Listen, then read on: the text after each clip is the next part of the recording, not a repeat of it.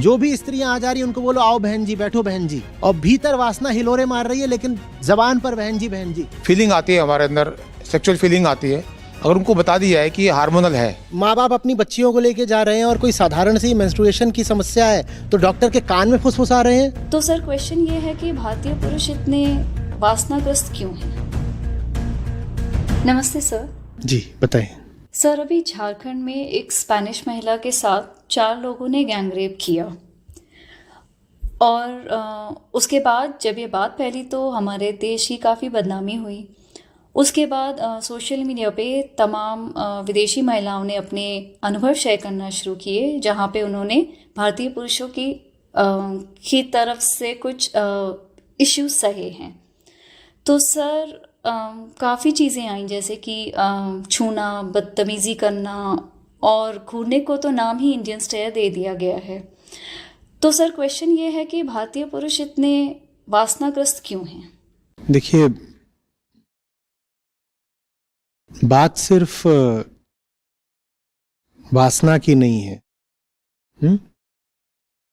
अभी जो झारखंड में एक विदेशी महिला थी, उनके साथ अभद्र व्यवहार हुआ, गैंगरेप हुआ, उसके बाद बहुत सारी विदेशी महिलाओं ने उनके जो भारत में अनुभव रहे हैं उनको लेकर एक के बाद एक वक्तव्य दिए हैं और सब लगभग यही बात कह रही हैं कि जो भारतीय पुरुष है वो बहुत ज़्यादा कामलोलुप है और इंडियन स्टेयर जैसी है, द इंडियन मेल गेज, वैसी तो पूरी दुनिया में नहीं पाई जाती। हमने बस कुछ बातों को अच्छा और कुछ बातों को बुरा घोषित कर दिया। उदाहरण के लिए, सेक्स पर जितनी वर्जनाएं भारत ने लगाई उतनी कम ही जगहों पर लगाई गई हैं, और जगहों में भी लगी हैं, पर भारत अनूठा है। समझने पर जोर नहीं है, दबाने पर जोर है। और जहां तक प्रकृति की बात है, वो चीज ऐसी है कि आप उसको दबा तो सकते हो, खत्म नहीं कर सकते। पिछली शताब्दी में जो मनोविज्ञान की, साइकोएनालिसिस की बहुत बड़ी खोज थी, वो यही थी कि अपनी आंतरिक प्रकृति को जब आप दबाते हो तो वो मर नहीं जाती, वो बस चेतना के तहखाने में चली जाती है और फिर वो आपके सपनों और आपकी बेहोश कृत्यों में प्रकट होती है। जब आप किसी चीज को दबा देते हो ना, दमन शमन कर देते हो, तो दमन शमन करके चीज चली नहीं गई, बस दबी है और वो प्रकट हो जाएगी, फिर से मरी थोड़ी है, बस नीचे चली गई और प्रकट हो जाएगी। हमने दबाने पे ज्यादा जोर दे दिया, हमने समझने पर बहुत कम जोर दिया। भारत में पूछो किसी धार्मिक आदमी से, और भारत में लगभग सभी धार्मिक है भाई, विदेशों में तो लोग बोल भी देते हैं कि हम एथीस्ट हैं, एग्नोस्टिक हैं, नास्तिक हैं। भारत में किसी के पास जाओगे, यहां लगभग हर आदमी धार्मिक है। भारत में धर्म का मतलब ही ये हो गया। भारत में धार्मिक आदमी कौन है? जो बस सर झुकाना जानता है किसी बाहरी परम सत्ता के आगे। ये हमने भारत में धर्म की परिभाषा बना दी। भारत में धार्मिक आदमी वो नहीं है जो जानना जानता है, जो जानता है, परखता है या जानने का प्रयास करता है, जिज्ञासा रखता है, उसको हम अधिक से अधिक विद्वान बोल देंगे या स्कॉलर बोल देंगे या जिज्ञासु बोल देंगे, हम उसको धार्मिक नहीं बोलते। अगर कोई आपसे बहुत सवाल करे तो मुश्किल है कि आप कहेंगे कि ये एक धार्मिक आदमी है, जबकि धार्मिकता का पहला लक्षण होता है जिज्ञासा। धार्मिक आदमी जानना चाहेगा। हमने धार्मिकता का मतलब बना दिया ऐसे सर झुका दो, और ये सर झुकाना क्या है कि जानते समझते कुछ नहीं, बस दमन कर दो, झुका दो। तुम ये भी नहीं जानते तुम किसके सामने सर झुका रहे हो, पर तुम सर झुका देते हो, है ना। आम आदमी कहता है साहब मैं भगवान के सामने सर झुकाता हूं। उनसे पूछो कौन, वो कहेगा भगवान। भगवान कौन, कुछ जानते हो? नहीं, नहीं जानता। तो सर किसके सामने झुका रहे हो? नहीं, सर झुकाना जरूरी है। क्यों झुकाना जरूरी है? क्योंकि वो अच्छी बात है, वो नैतिक बात है, मोरल बात है। वैसे ही जो कुछ भी हमें मोरल लगता है उसको हम बस झुका देते हैं। सर ऐसे था, सर को ऐसे कर दो। वैसे ही भीतर सेक्सुअलिटी है, उसको भी ऐसे दबा दो। लो भाई सर नीचा रख, सेक्सुअलिटी सर नीचा रख। अब सर नीचा कर दिया तुमने सेक्सुअलिटी का, इससे सेक्सुअलिटी कहीं चली थोड़ी गई। बहुत सीधा साधा सूत्र है। प्रकृति को समझा जा सकता है दबाया मारा नहीं जा सकता। और जो प्रकृति को दबाने मारने की कोशिश करे वो आदमी धार्मिक नहीं कहलाता, वो शुंभ निशुंभ चंडमुंड और महिषासुर कहलाता है। पूरी दुर्गा सप्तशती यही बताने के लिए है कि प्रकृति को ही उसमें देवी कहा गया है, कि प्रकृति को हराया नहीं जा सकता। और ये जो आप शारीरिक वासनाएं अनुभव करते हो ये भी प्रकृति ही है, प्रकृति को हराया नहीं जा सकता भाई। हम सोचते हैं कि प्रकृति को जो दबाने निकला है, देखो कितना धार्मिक आदमी है। दुर्गा सप्तशती कहती है धार्मिक आदमी नहीं है, वो कौन है? वो राक्षस है। जो प्रकृति को दबाने निकल पड़े वो राक्षस है। और हमने धर्म का मतलब यही समझ लिया कि अपने भीतर जो कुछ है बस उसको दबा दो, उसका दमन कर दो। आप लोग भी बहुत चीजों का दमन करते होंगे। मैं पूछूं कि क्या आप जानते हो कि आप उनका दमन क्यों करते हो? तो आप कहोगे नहीं, हम जानते तो कुछ नहीं है, बस दमन करते हैं। ज्ञान को तो भारत ने धर्म मानना ही बंद कर दिया। भारत ने ज्ञान को, ज्ञान माने जानना समझना, भारत ने ज्ञान को धर्म मानना ही बंद कर दिया। किसी धार्मिक आदमी से सवाल जवाब करो, बुरा मान जाता है। उससे पूछो ज्ञान है, बोलता है नहीं ज्ञान नहीं है मेरे पास, श्रद्धा है, मेरे पास आस्था है, मेरे पास विश्वास है। ज्ञानी को तो, जो ये श्रद्धालु लोग होते हैं, ज्ञानी को तो ये लगभग नास्तिक मानते हैं। कहते हैं ज्ञान की ज्यादा बात करो धार्मिक नहीं हो सकता। जबकि धर्म का अर्थ ही होता है ज्ञान, जानना। बोधो अहम, उपनिषद हमें सिखाते हैं, मैं बोध हूं। आप बताइएगा ईमानदारी से, हम लोग क्या धर्म का अर्थ बोध मानते हैं? आपको कुछ तस्वीरें दिखाई जाएं या वीडियोस दिखाए जाएं, उनमें आप तत्काल बता दोगे कि धार्मिक आदमी कौन सा है। वो कैसे बताओगे धार्मिक आदमी? वो एक खास किस्म का आचरण कर रहा होगा, खास किस्म के कपड़े पहने होंगे, उसकी भाषा थोड़ी अलग होगी, सब रीति रिवाजों का पालन कर रहा होगा। जहां आम आदमी थोड़ा सर झुकाता होगा, जो धार्मिक आदमी होगा वो साष्टांग दंडवत हो जाता होगा, बिल्कुल लेट जाता होगा। दंडवत माने डंडे की तरह लेट जाना।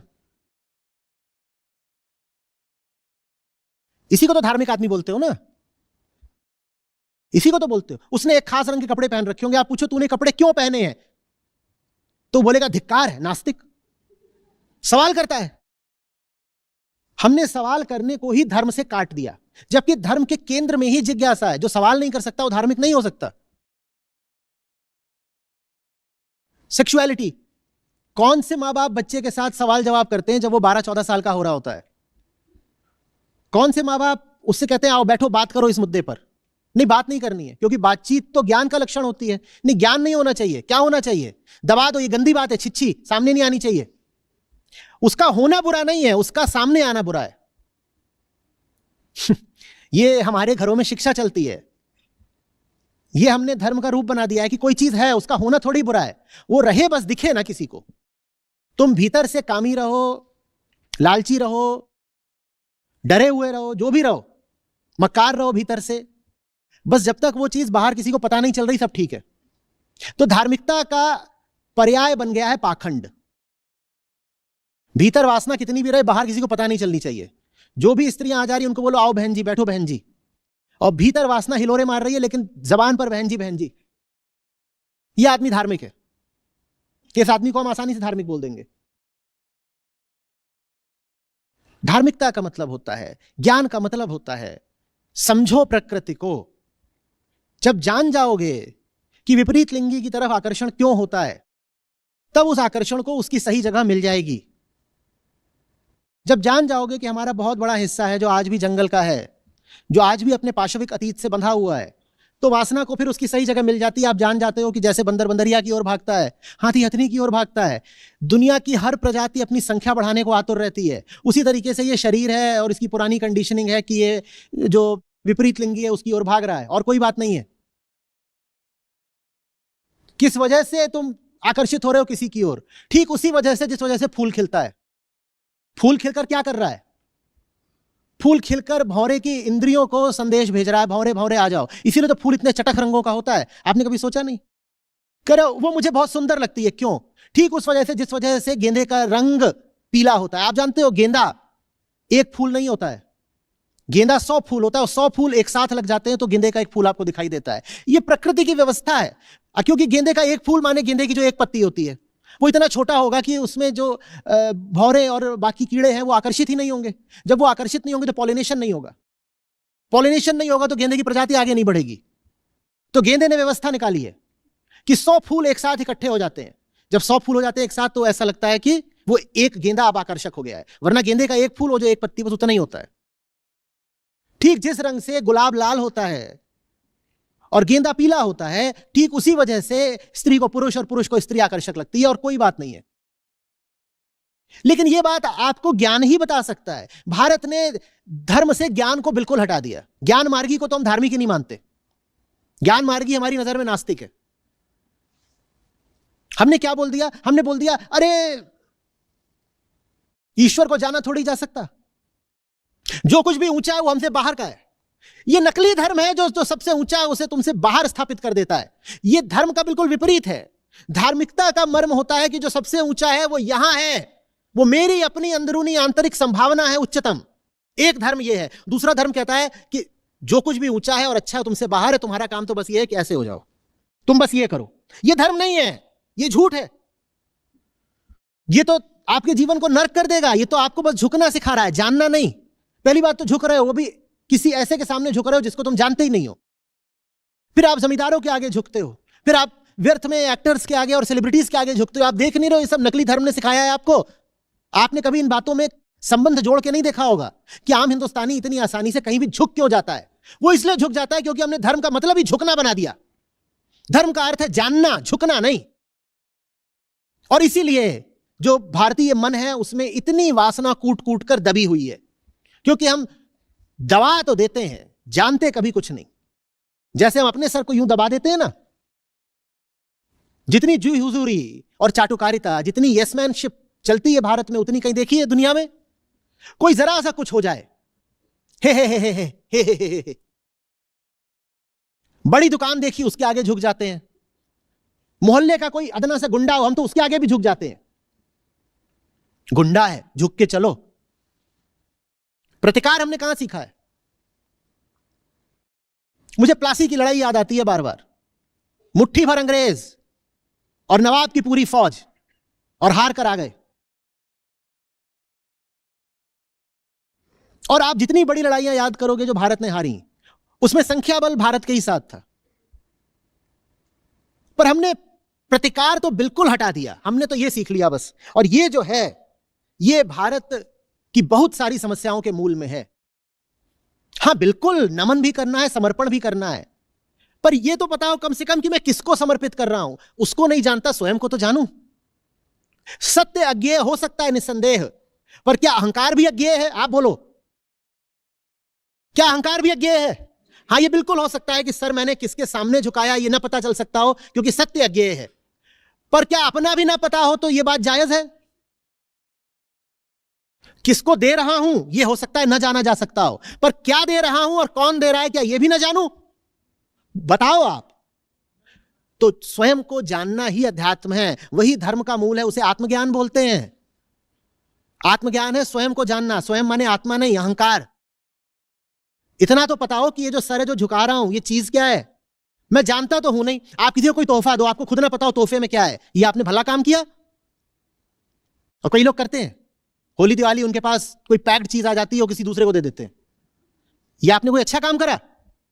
तो वैसे ही आप कह रहे हो कि साहब मैं परमात्मा के सामने सर झुकाता हूं। सर क्या है ये आपको पता ही नहीं। परमात्मा क्या है नहीं पता, मैं मान सकता हूं, अननोएबल है, बिल्कुल मान सकता हूं। पर क्या यह भी अननोएबल है? यह अननोएबल है। यह ज्ञान मार्ग है। इसको जानना ज्ञान मार्ग कहलाता है। सेल्फ नॉलेज, आत्मज्ञान। हम इसको जानते नहीं, हम बस इसको ऐसे दबा देते हैं। और ये माने प्रकृति। ये जो पूरा पिंड है ये प्राकृतिक पिंड है, और ये जो बाहर भी पूरा ब्रह्मांड है ये भी प्राकृतिक ब्रह्मांड है। ना हम पिंड को जानते, ना हम ब्रह्मांड को जानते, और दावा हमारा है कि धार्मिक है। जब कुछ जानते ही नहीं तो धार्मिक कैसे हो गए? धर्म का तो अर्थ होता है अहम को मुक्ति की ओर ले जाना। अहम को जानते ही नहीं तो तुम धार्मिक कैसे हो गए? धर्म का अर्थ है अहम को मुक्ति की ओर ले जाना। अहम मरीज है, मुक्ति स्वास्थ्य है। ये कौन सा डॉक्टर है जो मरीज को जानता नहीं है पर इलाज कर देगा? इलाज करने के लिए सबसे पहले क्या करना पड़ेगा? बोलो बोलो बोलो, मुझे ही थोड़े थकना है। सिर्फ मर्ज को जानना होगा, मरीज को जानना होगा। हाँ, जो अगर मरीज ही मर्ज हो तो अहंकार स्वयं अपनी बीमारी है। इलाज करने के लिए मेरे पास हेल्थ की डेफिनेशन होनी चाहिए या डिजीज की? फिर से हमारे डॉक्टर बंधु कहां गए? साहब, आपके पास हेल्थ की डेफिनेशन होती है डिजीज की? हेल्थ की क्या डेफिनेशन है? डिजीज के ही संबंध में है ना। तो आप बोलते हो the absence of disease is called health. Irrespective of disease, can health even be defined? तो किसकी परिभाषा हमें पता हो तो काम चल जाएगा? डिजीज की। तो हम कहते हैं if you are not disease then you are, माने बीमारी की परिभाषा पता हो तो काम चल जाएगा। ये रही बीमारी। स्वास्थ्य की परिभाषा नहीं भी पता है तो कोई बात नहीं बाबा, आप काहे को निकल पड़े हो ईश्वर को जानने? कोई जरूरत नहीं है। स्वास्थ्य की परिभाषा नहीं पता है चलेगा। जानने वालों ने कहा वो अननोएबल है, अज्ञेय है, नहीं पता चलेगा। पर मरीज की तो परिभाषा पता हो। आपने कोई टेस्ट कराया, किसी वेरिएबल का आपको पता चल गया 18 है, आपको कैसे पता 18 को सही मानूं गलत मानूं? आपको पता होना चाहिए ना कौन सी रेंज हेल्दी होती है। ये रेंज नॉर्मल है, ये ठीक है, इसके आगे के पीछे हो तो बीमार हो। हमें अपना ही नहीं पता और हम निकले हैं धार्मिक कहलाने के लिए। जो कामुक आदमी है उससे पूछो तू जानता है काम वासना क्या होती है? वो नहीं बता पाएगा। उसे काम वासना का अनुभव तो होता है पर वो जानता नहीं है। किसी बात का अनुभव होना और किसी बात को जानना ये तो बहुत अलग अलग चीजें हैं। अनुभव तो पशुओं को भी होता है, अनुभव तो पशुओं को भी होता है, पर क्या जानते हैं पशु उनके साथ क्या हो रहा है? मैं आपसे फ्रेंच में कुछ बात करूं, ध्वनि आपके कान पे पड़ेगी, अनुभव तो होगा आपको पर आप जान कुछ नहीं पाओगे। समझ में आ रही है बात? आप ये नहीं कहोगे कि साहब मैंने सुना तो मैं जान गया। मैं आपसे फ्रेंच में बात करूं तो सुनोगे तो, पर जानोगे क्या? तो अनुभव और ज्ञान अलग अलग बात होती है। लोग सोचते हैं अनुभव हो रहा है तो जानते भी हैं। आप सेक्सुअलिटी एक्सपीरियंस करते हो, अंडरस्टैंड नहीं करते, क्योंकि हमारा धर्म अंडरस्टैंडिंग की जगह फॉलोइंग बन गया है। हमारा धर्म अंडरस्टैंडिंग की जगह फॉलोइंग बन गया है। और वही जो धर्म है वो कल्चर में आ गया है, वही हमारे दिन प्रतिदिन के जीवन में आ गया है। बस पालन करो, बस पालन करो, बिना समझे बस मानते रहो। सवाल कभी उठाते नहीं, जानने की इच्छा करते नहीं। हर चीज हमारे लिए कोई अच्छी है कोई बुरी है। अच्छी चीज है तो अच्छी है, जानने की जरूरत क्या? और बुरी चीज है तो छिच्छी है, जानने की जरूरत क्या? बुरी चीज है तो छिच्छी है ना, जानने की जरूरत क्या? इतनी गंदी चीज पे बात करेंगे क्या? अच्छा, गंदी चीज पे अगर बात नहीं करें तो फिर तो गायनेकोलॉजी हो ही नहीं सकती। काम वासना इतनी गंदी चीज है तो सबसे पहले इन गायनेकोलॉजिस्ट को जेल में डाल दो। इन्होंने तो 5 साल छिच्छी पढ़ी है बस, और उसके बाद और एमडी वगैरह करेंगे तो और छिच्छी ही पढ़ते रहे। ये छिच्छी के अलावा कुछ पढ़ते ही नहीं और दिन भर छिच्छी ही देखते हैं। ये डालो इनको सबको, अधार्मिक लोग हैं, जेल में डालो। नहीं समझ में आ रही बात? ना अच्छी होता है ना छिच्छी होता है, जानना होता है। प्रकृति पर तमगे, टैग्स, लेबल्स नहीं लगाए जाते, उसे जाना समझा जाता है। यही धर्म का केंद्र है। भारत धर्म से बहुत दूर आ गया। अंध भक्ति को भारत ने धर्म बना लिया। भक्ति बहुत ऊंची बात है। भक्ति का अर्थ होता है कि अहम को आत्मा से प्रेम हो गया। प्रेम मार्ग होता है भक्ति मार्ग। भक्ति का अर्थ होता है प्रेम। भक्ति का अर्थ सर को अंधा झुकाना नहीं होता। और प्रेम नहीं हो सकता जब तक आप जानते ही नहीं कि आप कौन हो और किससे प्रेम हो रहा है। कैसे कर लोगे प्रेम? एकदम बेहोशी छाई हुई है, अपना कुछ होश ही नहीं। मान लो खूब शराब पी ली है, एकदम बेहोश है, कोई नाम भी पूछ रहा बता नहीं पा रहे, और तब जाके किसी से बोलो आई लव यू, तो जानते हो आपसे क्या बोलेगा? आई माने कौन? आप बोलोगे मेरा नाम है कौन हूं मैं, अमिताभ बच्चन हूं। वो बोलेगा आई लव यू बोल रहे हो और आई का मतलब ही नहीं जानते, तो तुम्हारे आई लव यू की कोई हैसियत हुई? भक्ति माने क्या? I love you. ठीक है, मुझे ही थकने दो, आपको कुछ नहीं बोलना तो। भूलना नहीं, मेरा बर्थडे है आज, मैं कुछ भी कर सकता हूं।